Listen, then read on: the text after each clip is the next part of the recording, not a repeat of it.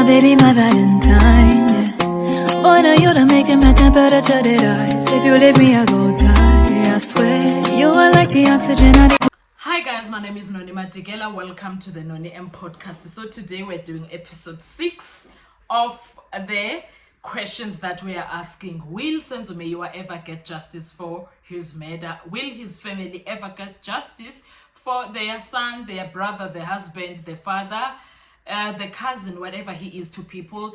And us as South Africans, will we ever get justice for Senzo Meyiwa? That is the big question that we are asking on this series. I don't know how many episodes we are going to do, but we'll be doing episodes every other day. Okay, today I did about 5 that I posted today, which is the 4th of March. So I'm not sure how many I will post on the 5th of March, but I'll do as much as I can. Anyway, before we get into doing that, guys, please make sure you do not forget to like, to share, to comment, and most importantly, please make sure you are subscribed on the channel. Please make sure you are watching the videos up until the end, and you are watching the ads that are coming through. When you are doing that, you are supporting the channel financially and in numbers, and I thank you so much for your support. We are on 11,500 subscribers currently, and we are moving up, and this is all thanks to you guys. Now let's get to our next episode, which is episode number 6 of the question that we are asking. Will Senzo Meyiwa ever get justice? Okay, so just a recap, we dealt with the issues with the gun and ballistic evidence. We dealt with the mishandling of the 9mm gun and by the ballistic expert, and then we dealt with conflicting conclusions about the weapon used in the murder that would raise serious questions about the integrity of the investigation of the Senzo Meyiwa case. And if the weapon was not handled properly, then certainly there is uncertainty about whether it was the actual murder weapon, the one they are saying it is there in the courtroom. And the ballistic expert may not be trusted if the information that is in the courtroom is accepted, because there is information that the current gun that they are saying is the one that killed Senzo Meyiwa is not the one, because there was a time when in 2015 it was tested for another crime, and it was tested also against this crime of Senzo Meyiwa murder, and it tested negative. Yet the same firearm, these guys are bringing it in the courtroom and they are saying that it is the one. Yet the eyewitness people that were with Senzo Meyiwa when the crime happened, they said that they saw a gun with a wheel, they saw a revolver, they saw a 38 special, and they are bringing a 9mm gun. So it's a lot that is going on. Anyway, now the question that I have is, does the prosecution does the prosecution's case still have a chance if all of these things are happening in the Senzo Meyiwa case, especially in the court proceedings and live during the people, because South Africans and other people that are interested across the globe are watching the proceedings and they want to see what's going to happen with this case. Now, the prosecution can still attempt to move forward with the case, but its chances of success are slim unless there is a significant breakthrough in the investigation. The prosecution would need to rely heavily on circumstantial evidence, which is challenging in the absence of physical evidence, and would also need to defend the credibility of the witnesses against the defense attacks, because the defense, they are busy attacking a lot. What the prosecution could focus on? Let's check it out. The totality of witness testimonies. If multiple witnesses can consistently place the accused at the scene, despite the inconsistencies in their descriptions of the gun, this could be used to build a circumstantial case. But wait a minute, how will they do that when they can't even place them at the crime scene? They can't, remember that. Motive is the other thing. If any motive can be established for the accused, this would strengthen the case. Well, Ukininda said the accused have no motive whatsoever.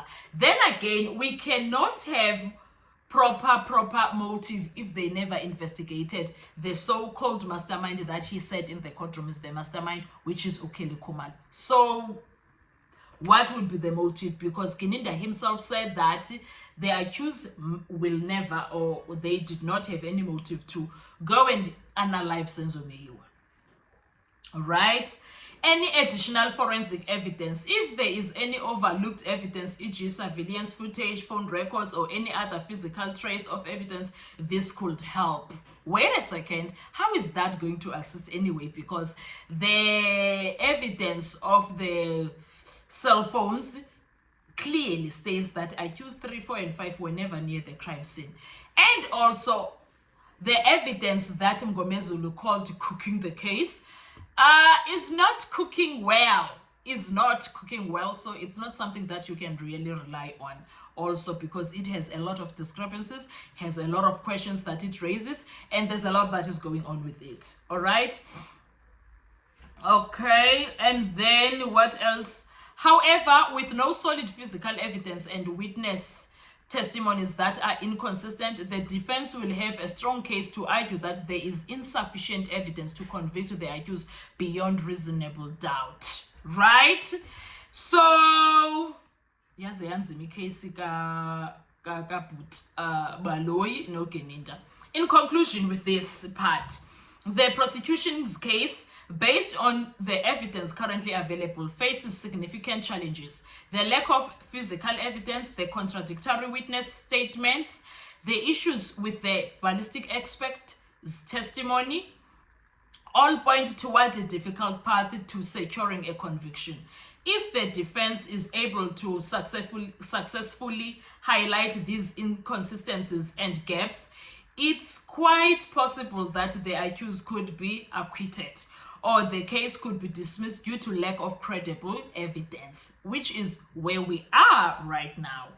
In short, unless something substantial changes, such as new evidence coming to light or a breakthrough in witness reliability, the prosecution's chances of success are uncertain and likely weak.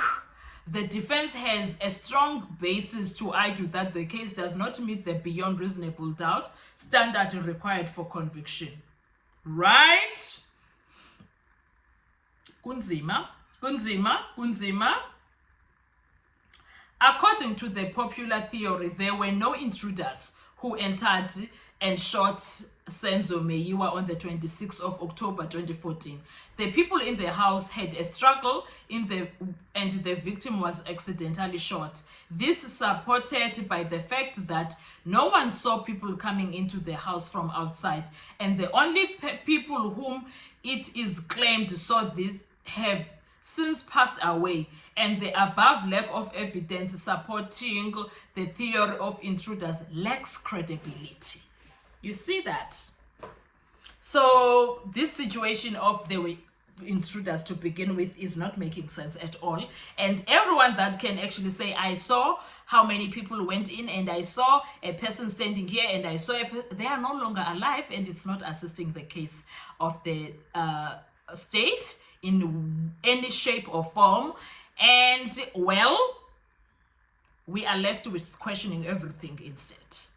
What are your thoughts when it comes to all of this? Let's talk a quick comment section. I want to hear your views. I want to hear your provoking, thought-provoking dons. Please do come through and tell me, what are you thinking when it comes to all of this? Because here, there is no case in my view for the state. They don't stand a chance at all, because for me, even the prosecution is just pushing it.